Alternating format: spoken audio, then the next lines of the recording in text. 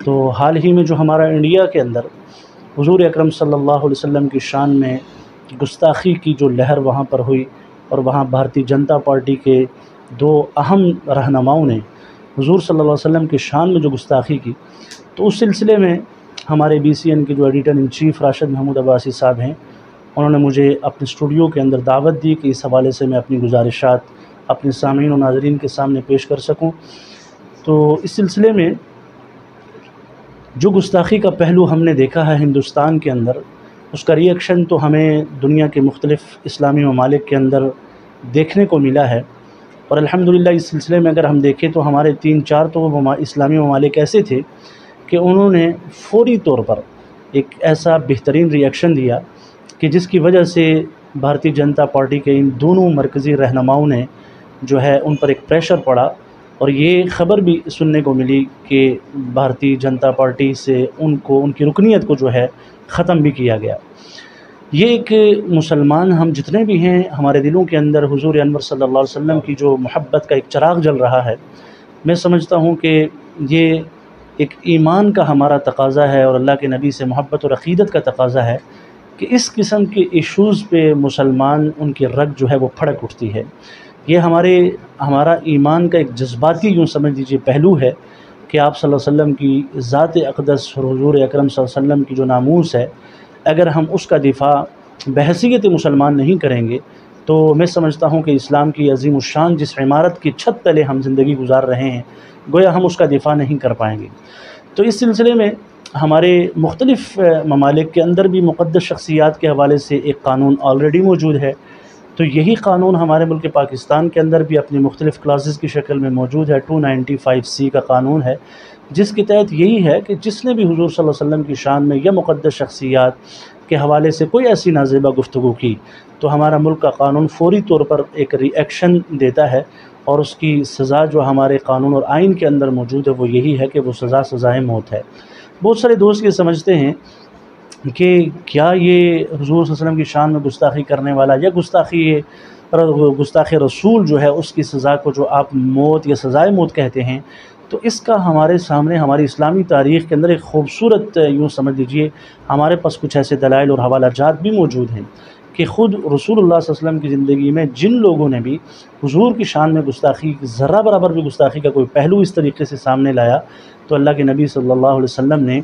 گستاخ رسول کو ٹھکانے لگانے والے کے لیے آپ صلی اللہ علیہ وسلم نے یہ فرمایا کہ جس نے گستاخی کی اس کو جس نے قتل کیا تو اس مقتول کا خون جو ہے وہ حدر ہے۔ چنانچہ کعب ابن اشرف ایک یہودی تھا، تو اس کا ایک مزاج تھا، وہ رسول اللہ صلی اللہ علیہ وسلم کے شان میں اکثر نازیبہ کلمات کہا کرتا تھا۔ تو رسول اللہ کے صحابہ میں حضرت محمد ابن مسلمہ تھے، تو انہوں نے اس کو ٹھکانے لگایا، تو اللہ کے نبی صلی اللہ علیہ وسلم کو اس سے بڑی خوشی ہوئی۔ اسی طریقے سے عبداللہ ابن عتیق تھے، انہوں نے ابو رافع یہودی کو جو ہے وہ ٹھکانے لگایا۔ تو ہماری اسلامی تاریخ اس قسم کے حوالوں سے بھری پڑی ہے، جو اس وقت تو ہمارے پاس اتنا وقت نہیں کہ ہم ان حوالوں کو یوں اس طریقے سے ریپیٹ کرتے رہیں، لیکن صرف میں ایک یہ بتلانا یہ چاہتا ہوں کہ ہمارے ملک کا آئین یہ کہتا ہے کہ جو آدمی بھی رسول اللہ کی شان میں گستاخی کرتا ہے تو ہمارا دین اور مذہب بھی، اور ہمارے ملک کا جو ایک بہت بڑا مذہبی طبقہ فکر ہے، وہ بھی اپنی تعلیمات میں پوری کی پوری قوم کو یہی بات بتلاتے ہیں کہ ہم ملک کے اور اسٹیٹ کے آئین اور قانون کو ہاتھ میں لینے کی ہرگز بات نہیں کرتے۔ ٹھیک ہے، گستاخ رسول کی اگر سزا موت ہے تو یہ موت جو ہے اس کو امپوز کرنا، اس سزا کو، یہ اسٹیٹ اور ریاست کا کام ہے۔ ہم مسلمانوں کی یہ ذمہ داری ہے کہ ہم ایسے ہونے والے حالات اور اس قسم کے لوگ جو رسول اللہ کی شان میں اس طرح کی نازیبہ کلمات کہتے ہیں، ہم ان کو منشن کریں، قانون کے حوالے کریں، جو ہماری قانونی چارہ جوئی ہے وہ ہم کریں۔ یہ تو ایک بحیثیت قوم اور مسلمان ہماری ذمہ داری ہے۔ پھر جن ریاستوں کے اندر اس قانون کے اندر جو سزائے موت کا جو کلاز ہے وہ موجود ہے، تو وہاں یہ ہوتا ہے کہ پھر وہ ریاست اگر وہ فوری طور پر حالات اور واقعات اور شواہد اور گواہوں کو دیکھ کر اس آدمی کے حوالے سے ہونا یہی چاہیے کہ وہ فوری طور پر جو ہے اپنے قانون کے شکنجے کے اندر ان لوگوں کو لا کر جو آئین اور قانون کی جو سزا ہے وہ سزا جو ہے وہ ان کو دے۔ بھارت سے پہلے ہم یہ دیکھ رہے ہیں کہ انٹرنیشنل لیول پر ہم اسلام ہمارا مذہب ہے، ہم حضرت عیسیٰ علیہ السلام کو وہی عزت اور توقیر دیتے ہیں جو حضور اکرم صلی اللہ علیہ وسلم کو دیتے ہیں، ہم حضرت موسیٰ کو اسی عزت کی نگاہ سے دیکھتے ہیں، بلکہ ہم حضرت عیسیٰ پر ایمان اور حضرت موسیٰ پر ایمان کو تو اپنا ایمان سمجھتے ہیں۔ اگر ہم ان انبیاء کی شان میں کوئی تنقیصی کلمات کہتا ہے تو وہ ہم یہ سمجھتے ہیں کہ ہمارے ایمان کے اندر کمزوری ہو گئی ہے، تو پھر کیا وجہ ہے کہ ہماری یہ دنیا اپنے نبی کی تعلیمات کو تو مانتی ہے اور اپنے نبی کی نام لیوا تو ہے، لیکن ہمارے نبی کریم صلی اللہ علیہ وسلم کی شان میں کبھی ہم ڈنمارک کے اندر دیکھتے ہیں وہ کارٹونز بناتے ہیں، کبھی آپ فرانس کے اندر دیکھیں کہ فرانس کے اندر کے لوگ انہوں نے رسول اللہ کی شان میں گستاخی کی، لیکن ہمارے بعض مسلم ممالک اور بعض رہنما ایسے اس وقت دنیا کے نقشے میں موجود ہیں کہ وہی فرانس کا صدر جب امارات کے اندر آتا ہے تو متحدہ عرب امارات 22 ارب ڈالر کی سرمایہ کاری کا ان کے ساتھ اعلان کرتا ہے۔ یعنی ہم نے دنیا کو ہی سب کچھ سمجھ لیا، تو وہاں بھی گستاخی ہوئی، ڈنمارک کے اندر بھی ہوئی، اور یورپ کے اندر مختلف مواقع پہ ہم یہ چیز دیکھتے رہتے ہیں کہ حضور صلی اللہ علیہ وسلم کی شان کے اندر اس قسم کے تنقیصی کلمات جو ہے وہ کہے جاتے رہے۔ ہندوستان کے اندر بھی یہی ہوا، لیکن ہم وہ ری ایکشن آج تک نہیں دیکھ پائے کہ جو ری ایکشن ایک عالمی دنیا کو دینا چاہیے تھا کہ دیکھیں شخصیات مقدسہ یہ ہر مذہب کے اندر ہیں، اور کسی بھی مذہب کی مقدس شخصیت کے حوالے سے اگر کوئی بھی نازیبہ کلمات کہتا ہے تو ہم اس کی حوصلہ افزائی نہیں کرتے، ہم ڈسکریج کرتے ہیں کہ بھئی کسی بھی نبی یا کسی مقدس شخصیت کے حوالے سے کوئی ایسے نازیبہ گفتگو اور کلمات نہیں کہنے چاہیے۔ تو ہم یہی مطالبہ دنیا سے کرتے ہیں اور اپنی حکومت سے بھی ہم یہی کہتے ہیں، آپ بھی اپنے دنیا کے سامنے اپنا یہ مقدمہ پیش کریں۔ جیسے آپ کی نظریاتی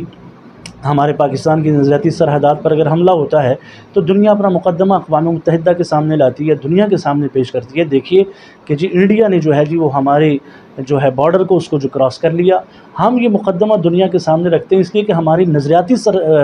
جغرافیائی سرحد پہ حملہ ہوتا ہے۔ تو جب ہمارے نظریے کی سرحد پہ حملہ ہوتا ہے اور ہمارے نبی کی شان کے اندر کوئی اس قسم کے کلمات کہے جاتے ہیں یا ہمارے دین اور مذہب سے متعلق اس قسم کی کوئی نازیبہ گفتگو ہو، تو پھر ہمارے ارباب اقتدار کو چاہیے کہ وہ ایسا کریں کہ وہ دنیا کے سامنے اپنے نظریے کی سرحد پر ہونے والے حملے کا مقدمہ بھی دنیا کے سامنے رکھ کر ان سے ذرا عدل اور انصاف کا مطالبہ کریں کہ کیا ہم اگر ایسا کرتے ہیں تو آپ کا ری ایکشن کیا ہوتا ہے، اور ہمارے نبی کی شان میں اس طرح کے الفاظ و تنقیصی کلمات کہے جاتے ہیں تو ہم آپ سے جو ہے اس عدل اور اس انصاف کا جو ہے وہ مطالبہ کرتے ہیں۔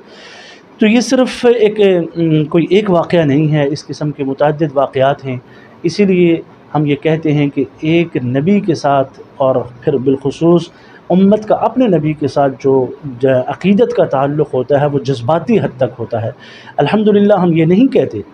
کہ مسلمانوں نے وہ ری ایکشن نہیں دیا، بلکہ بہت سارے ہمارے اسلامی ممالک نے فوری ری ایکشن دیا۔ چونکہ بھارت ایک بہت بڑی عالمی منڈی ہے تو دنیا کے جتنے ممالک ہیں اس کے بہت زیادہ معیشت کے روابط بھارت کے ساتھ وابستہ ہیں، تو فوری طور پر نہ ری ایکشن کرنے کی ایک وجہ ہمیں یہ سمجھ میں آتی ہے کہ کہیں ہماری تجارت کی ایک بہت بڑی منڈی جو بھارت ہے، جہاں کی 1.25 ارب آبادی جو ہے، اس کی ضرورت کے لیے ہم اپنی بہت ساری چیزیں یہاں سے جو ہے وہ ایکسپورٹ کرتے ہیں، تو شاید وہ اس لیے دنیا اور معیشت کو ترجیح دیتے ہوئے بھارت کے خلاف اس قسم کا موقف ہماری عالمی دنیا اپنا نہیں سکی۔ لیکن الحمدللہ ہم نے دیکھا کہ امت مسلمہ نے اپنی روایتی بیداری کا ثبوت دیا ہے۔ پاکستان کے اندر بھی تمام سیاسی جماعتیں اس نقطے پہ متحد تھیں، ہمارے تمام جتنے بھی سیاسی سٹیک ہولڈرز تھے وہ اس نقطے پہ متحد تھے کہ ختم نبوت کے حوالے سے اور ناموس رسالت کے حوالے سے ان کے اندر کوئی ایسی دو رائے جو ہے وہ نہیں پائی جاتی۔ تو بہت ساری ہماری تحریکات ہیں، تنظیمات ہیں ایسی کہ جو اس حوالے سے جو ہے اس مشن کو لے کر جو ہے وہ آگے چل رہی ہیں۔ تو میں بہت شکریہ ادا کرتا ہوں اپنے میزبان جناب راشد محمود عباسی صاحب کا، ہمارے بھائی چودھری رفعت صاحب کا، رفیع صاحب کا، کہ ان حضرات کی موجودگی میں ان حضرات نے ہمیں وقت دیا اور ہم نے اپنا ایک دینی موقف جو ہے اپنے ناظرین اور سامعین اور پوری قوم کے سامنے رکھا، اور اس کا مقصد صرف اور صرف یہی ہے کہ ہمارے اندر وہ نظریاتی بیداری پیدا ہو جائے جس کا تقاضا ہم سے ہمارا دین کر رہا ہے۔